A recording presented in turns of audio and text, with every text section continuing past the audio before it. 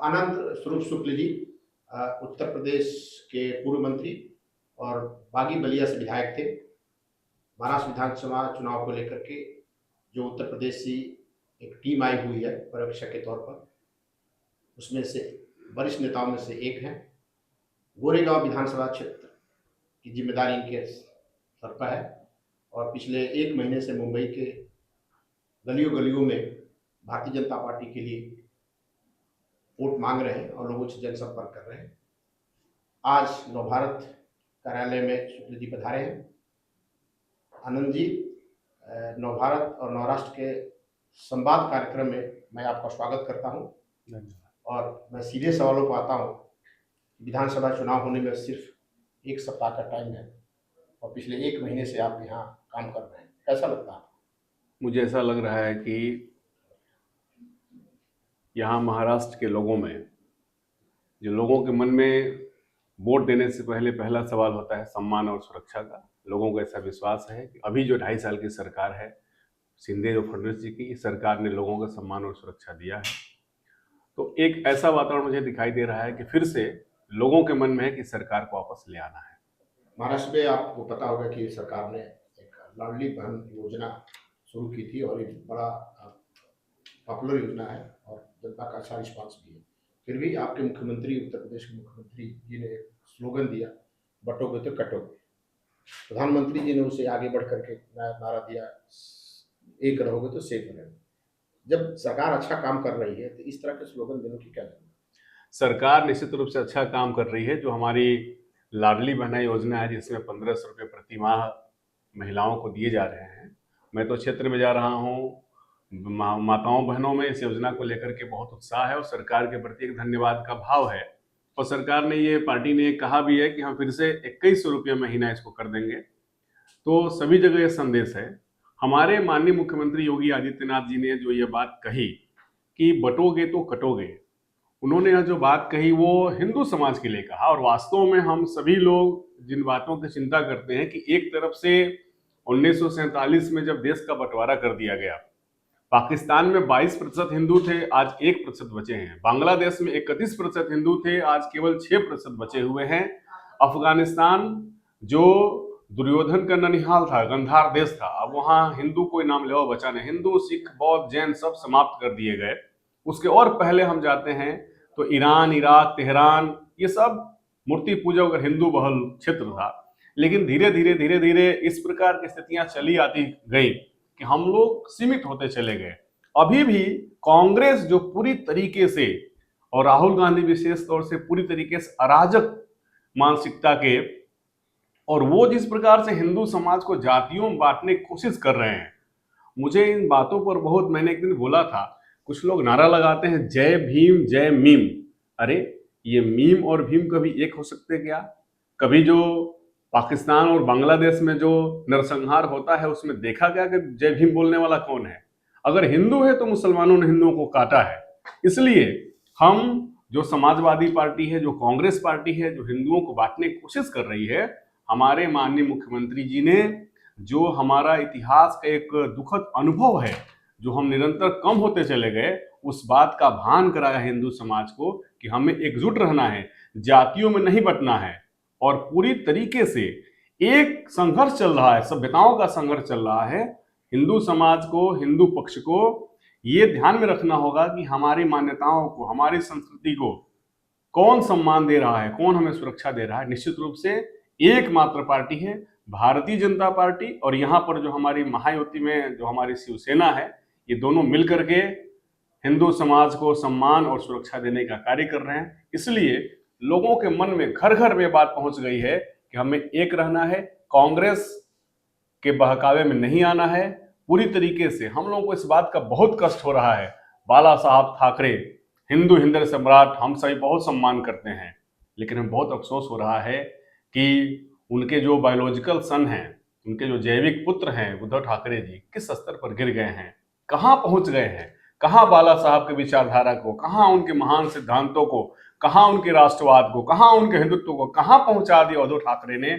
हम सभी को बहुत इस बात की पीड़ा होती है, लेकिन फिर इस बात का सुखद संतोष होता है कि अकेले उद्धव ठाकरे जो उनके बायोलॉजिकल सन है, जैविक पुत्र है, वही उनके पुत्र नहीं हैं।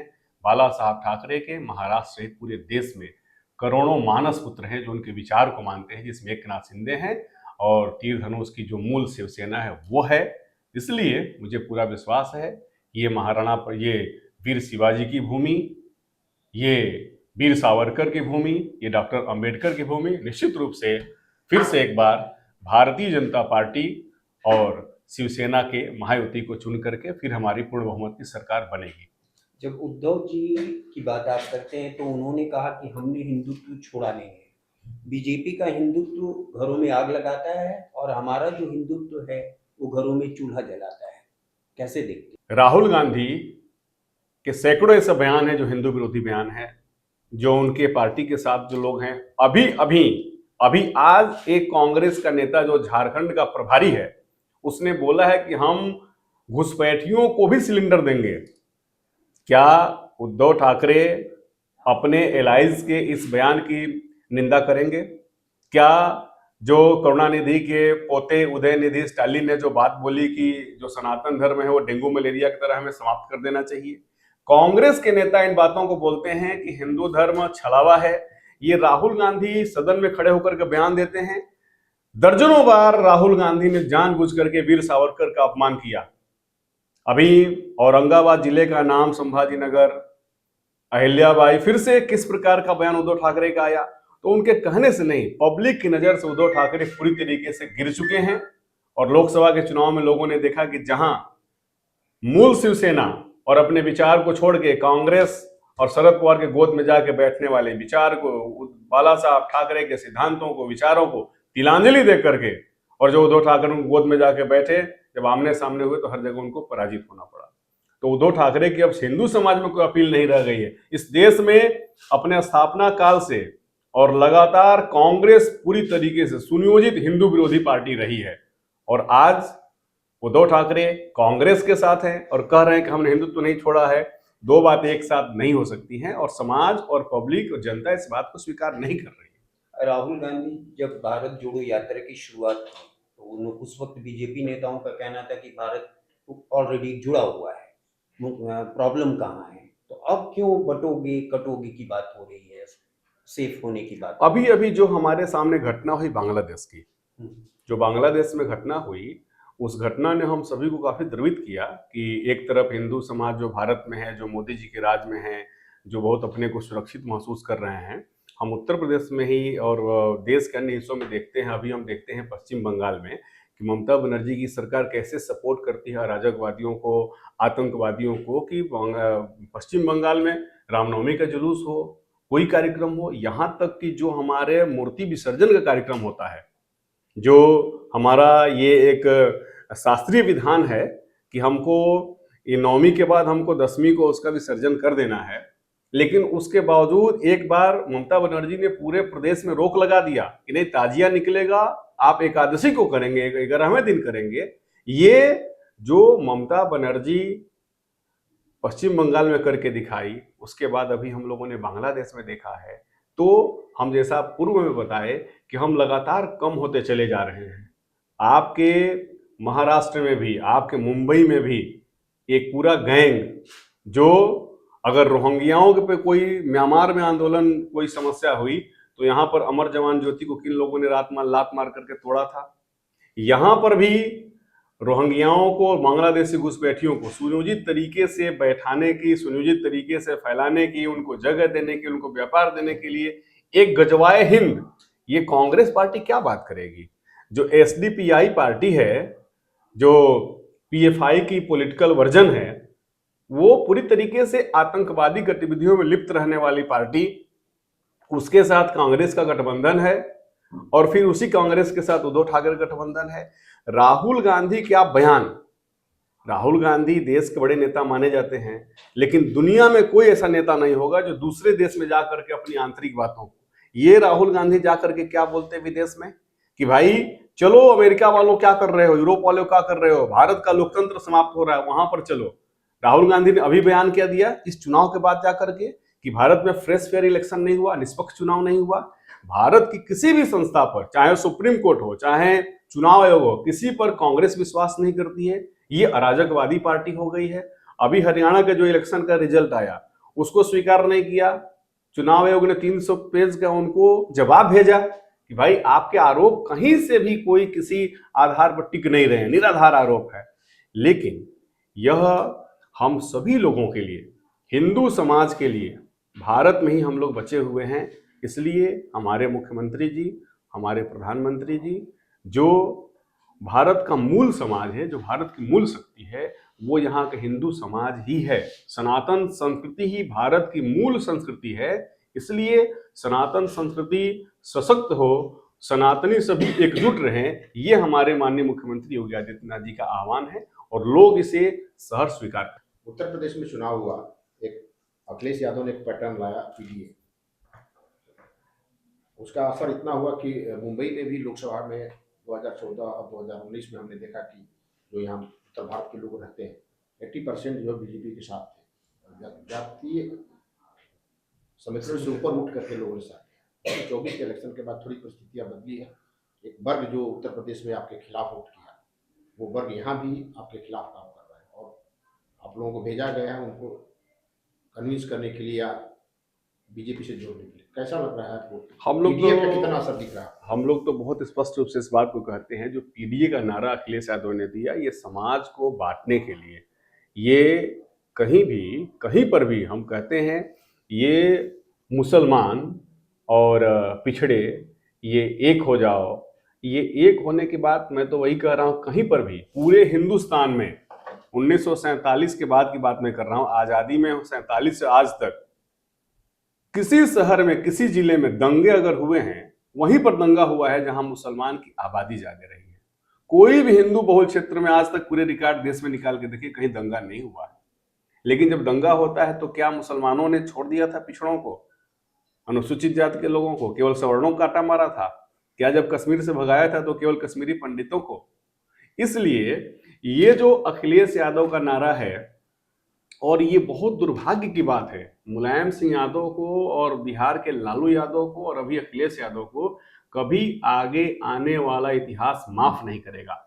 यदुवंशी समाज, जिसका एक बहुत पौराणिक काल से महानतम इतिहास रहा है, गाय पालक समाज, गाय पालने वाला समाज, ये बहुत दुर्भाग्य की बात है कि गाय पालने वाले समाज को मुलायम और लालू ने और अभी अखिलेश ने गाय पालने वाले समाज को गाय काटने वालों के साथ खड़ा कर दिया है। ये बहुत दुर्भाग्य की बात है, जातिवाद का जहर घोल करके। इसीलिए भारतीय जनता पार्टी और हम सभी राष्ट्रवादी लोग सबके हृदय में जातिवाद की भावना को समाप्त करके राष्ट्रवाद की भावना आए, हिंदुत्व की भावना आए, देश के लिए, समाज और संस्कृति के लिए एक होने की भावना आए। इसीलिए हमारा प्रयास जारी है कि जातिवाद समाप्त हो, हम एक हों। जब हम एक रहेंगे, एकजुट रहेंगे, तभी हम सशक्त होंगे। ये अंतिम सवाल, मुंबई में 36 विधानसभा का क्षेत्र है, ठीक है, आपको एक विधानसभा की जिम्मेदारी दी गई है, लेकिन पर्यवेक्षक लोग आप लोगों की मीटिंग समय समय पर हो रही है, क्या फीडबैक आ रहा है? हम लोगों को 36 में से हमें ऐसा लग रहा है कि 25 प्लस हम लोग। कि मुंबई में ज़्यादा संख्या जो उत्तर भारतीयों की है, उसमें टैक्सी वाले, ऑटो वाले, सब्जी बेचने वाले, उनके लिए क्या पॉलिसी है, एक कॉम्प्रिहेंसिव पॉलिसी? क्योंकि वो काफ़ी मुश्किलात का, छोटे छोटे घरों में मुंबई में रहते हैं, तो एक बड़ा तबका जो आपका वोट बैंक भी कहा जाता है उत्तर भारतीयों को, तो क्या वो वोट बैंक की तरह इस्तेमाल होते रहेंगे या फिर उनके लिए कोई कॉम्प्रिहेंसिव पॉलिसी लाई जाएगी हाउसिंग को लेकर, उनके जॉब सिक्योर करने को? उत्तर भारतीय सहर्ष रूप से भारतीय जनता पार्टी पर विश्वास करते हैं। एक अकेली पार्टी बीजेपी ही है जो कि महाराष्ट्र में भी उत्तर भारतीयों को विश्वास रहता है कि हमारी पार्टी हमारे हितों की चिंता करती है। 5 साल देवेंद्र फडणवीस जी की सरकार रही तो भी उत्तर भारतीय को कहीं सम्मान सुरक्षा में कमी नहीं हुई। जो केंद्र प्रदेश सरकार की योजनाएं मराठाओं के लिए है वो उनके लिए भी चलती रही। अभी जो सरकार ने यहाँ पर जो भी योजनाएं लागू किया हुआ है, अगर यहाँ के जो भी निवासी हो गए हैं सभी के लिए सरकार की सभी योजनाएं लागू हो रही हैं। जो यहाँ पर रह के काम कर रहे हैं, अभी मुझे लगता है कि सभी के लिए, जो यहाँ पर अपना रोजगार कर रहे हैं, सभी अपना रोजगार ठीक से कर सकें, सभी सुरक्षित रह सकें। सबसे पहली ज़रूरत उनकी ये है कि वो यहाँ पर जिस काम धंधे की तलाश में आए हैं, नौकरी की तलाश में आए हैं, तो इसमें कोई विघ्न बाधा नहीं आए। ये भारतीय जनता पार्टी ने सुनिश्चित किया भी है और लोगों को विश्वास भी है। उनके आगे की सभी योजनाओं के लिए भी पार्टी के पास अपनी कार्य योजना है और मुझे ऐसा लगता है कि लोगों को विश्वास, उत्तर भारतीय लोगों को भाजपा पर ही विश्वास है, इसलिए लोग भाजपा के साथ हैं। नोट करते हैं, आप अपनी तरफ से संक्षिप्त में स्वेच्छा से जो कुछ कहना चाहते हैं हमारे व्यूअर्स को खासकर शरणार्थी के लिए। तो विशेष रूप से उत्तर भारतीय समाज को और महाराष्ट्र के सभी आदरणीय मतदाताओं से मैं अनुरोध करना चाहूँगा कि भारतीय जनता पार्टी को मतदान करना एक बहुत ही पुण्य पवित्र कार्य है। भारतीय जनता पार्टी सबके हितों की चिंता करती है। भारतीय जनता पार्टी अकेली पार्टी है जो पक्षपाती पार्टी नहीं है। भाजपा अकेली पार्टी है जो किसी एक जाति वर्ग विशेष की पार्टी नहीं है, सबके लिए काम करने वाली है।